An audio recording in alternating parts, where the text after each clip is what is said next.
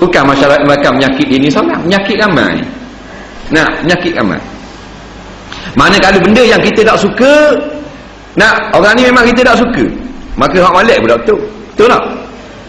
Tapi masih kita baik dengan dia itu betul tak ke? Hak uduh tu. Itu menyakit. Kita sebaiknya seseorang rapat sangatlah makan sepatah, tidur apa ni selembek. Faham? Beradong tak kening. Hak dak molek nak hak molek. Betul tak? Tapi bila kita balas dengan dia, hak betul tak betul tak? Ni menyakitnya kalau kita boleh buang, datang pertolongan Allah. Nampak lagi? Kita ni bukan nak nikmat Allah, banyak dah nikmat, pertolongan ada. Rahmat Allah. Tak? Ini. Dalam keluarga, dalam jamaah, dalam AJK surga ke apa, gitu hak berlaku. Nah. Buang sifat tu. Nah, sama saja. Jangan jadi macam para sahabat. Tak kira siapa saja. Nah, dah salah, walaupun pak dara dia pun dia hadap dalam perang Badar, tak ada kira. Walaupun pak saudara dia, adik-beradik ayah dia. Nah, tapi dah salah.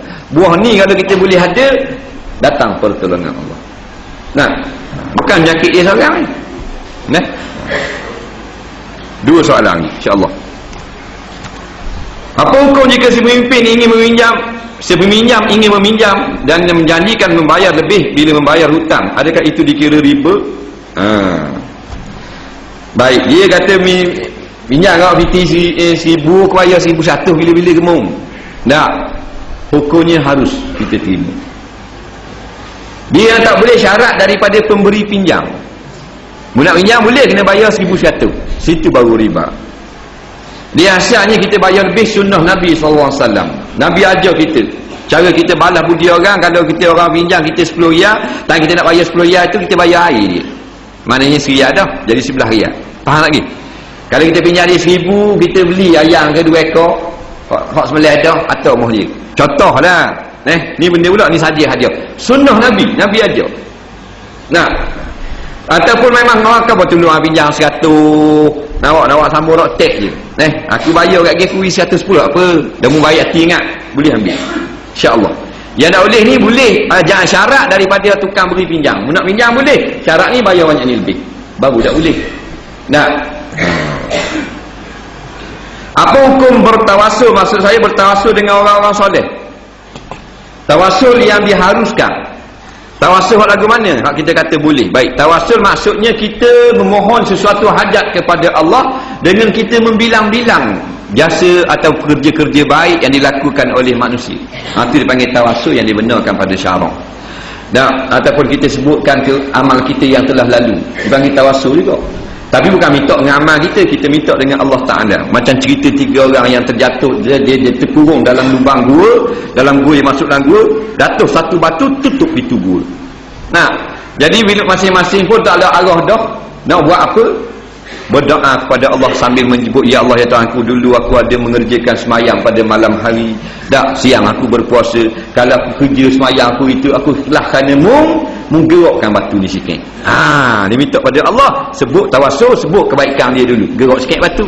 Yang kedua pula, khabar dia ni buat baik kepada orang. Siapa orang tu maknanya siapa time mana apa benda ni jadi senang lenang dengan sebab dia susah, orang tu tak balas apa budi dia ikhlas kerana Allah. Kalau benar ikhlas, gerak sikit batu gerak.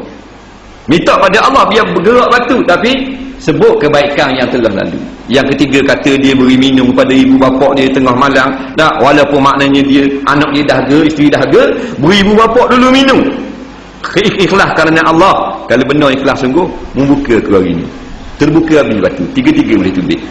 Jadi tawasul yang dibenarkan, kita menyebut tentang nama-nama, sebut nama-nama wali-wali Allah, nama ulama, nama tok guru yang mereka ini banyak berjasa kepada Allah, dekat diri kepada Allah, ambil sepenuh berkat nama mereka, minta pada Allah, jangan minta dengan wali. Situ tawasul yang dibenarkan.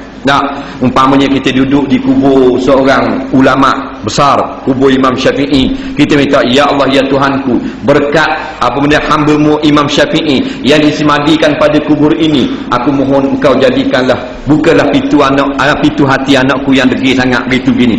Itu tawasul yang dibenarkan dengan sebut nama orang-orang. Faham lagi? Yang tak boleh ni, wali tolonglah aku. Tak. Tak cakap dah. Tak boleh setara buat isang. Faham? Tu aku tak boleh tu. Soalan terakhir, perempuan yang tidak berkhitan dalam Islam. Ada setengah mengatakan tidak sah ibadat dan bolehlah berkhitan, bolehkah ia berkhitan sebelum berkahwin? Yang kedua, benarkah akikah disunatkan dalam masa 2 bulan dan selepas itu tidak disunatkan? Tolong jelaskan. Baik, ni soalan terakhir insya-Allah. Dia tanya, perempuan yang tidak berkhitan hukum dia lagu mana dalam Islam? Kerana setengah mengatakan tidak sah ibadatnya dan boleh tak dia berkhitan sebelum berkahwin? Baik, masalah berkhitan perempuan ini menurut mazhab Syafi'i rahimahullahu ta'ala hukumnya adalah wajib. Adalah wajib. Patut artikel-artikel yang sebut tak wajib itu bukan daripada mazhab Syafi'i. Jadi kalau campur aduk itu nyanyilah korang. Orang duk ingatkan mazhab Syafi'i padahal mazhab lain, mazhab Hanafi. Hukumnya wajib.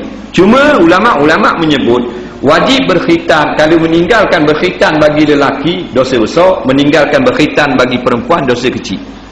Tu dia ada beza tu. Sebab apa? Sebab berkhitan, kalau tak khitan orang laki-laki membawa kepada tidak sahnya sembahyang. Ni masalah taharah. Taharah benda wajib. Meninggalkan benda yang nak menyempurnakan taharah, maka dosa besar. Adapun meninggalkan khitan bagi perempuan tidak dosa besar kerana tidak kait dengan perkara sembahyang. Dia tak ada kait dengan najis, dengan suci tak suci. Dia hanya berkait dengan perkara nafsu saja. Patut orang yang kata kalau orang perempuan tak masuk jawi, tak sunat, tak sah sembahyang, tak betul. Kerana sunat bagi perempuan bukan untuk senang membasuh kotoran, tapi untuk melemahkan sedikit nafsu. Kerana anak perempuan yang kita khitankan sedikit, dia tidak ganas.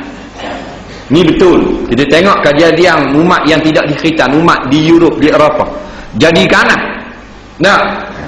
Jadi ganas, nafsu seks mereka melampau-lampau. Merata-rawa sekali berzina, berdoa-doa lalu. Siapa maknanya semalam saja 2-3 pasangan. Ini yang berlaku pada umat barat. Memang betul sungguh. Maka mula daripada tahun 80-an, daripada kajian kita tanya Tok Muding, tanya Messi, tanya Tok Bidang Kapung, orang mula kurang khitan anak perempuan. 80-an mula kurang. Akhir 80-an ada lagi tapi tak ramai. Kerana tak cara dah, kerana anggap remeh-temeh, kerana tak faham masalah ni. 80-an, awal 90-an. Kalau kita kira dengan sekarang, umur mereka yang tidak dikhitan ni telah pun 20, 18, 17, 18, 20. Gitulah. Maka kalau kita tengok sekarang ni, hon ni yang ganah lah ni. Rupanya tak khitan hari tu.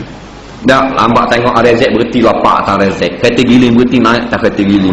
Faham? Baikkan lalu lopak dalam baikkan ni yang berlaku sekarang. Jangan main keadaan budak-budak perempuan sekarang hebat. Kemamang juara sekarang kalau budak puang. Kemamang juara. Tahu? Dengung nombor berapa dengung? Dia ada takhta dia. Faham tak? Takhta minggu ini. Kalau bak budak perempuan hebat sekali Kemamang. Betul sungguh. Betul sungguh. Tianung nombor 2, Dengung nombor 3. Kalau berang Hulu Terengganu nombor 4, nombor 5 Besuk. Yang terbaik sekali Siti Permaisuri. Lembut sikit. Teruk sungguh. Teruk tak teruk, budak perempuan di Kemamang, dia bersama dengan laki-laki. Dalam rumah, dalam kereta, kalau laki buang baju dia, sela demi sela demi sela. Dia lekek mana ada suka. Tunjuk live pula, tunjuk dalam internet. Mula tunjuk dulu supermarket Mamang. Waktu masuk berhenti parking kereta, buang baju, ambil gambar. Tunjuk apa besar pula, kalau berang di Sekayu, lanyang wangi habis, lelaki puang. Oleh-oleh ada. Betul sungguh kan? Bukan cakap-cakap. Ini masalah. Pasal apa? Pasal meninggalkan khitan. Dia antara sabarlah, bukan mesti lagu tu. Ni benda ni kalau kita fikir balik. Sebab tu perempuan-perempuan kafir Kristian Afrika dia tak ganas seks dia.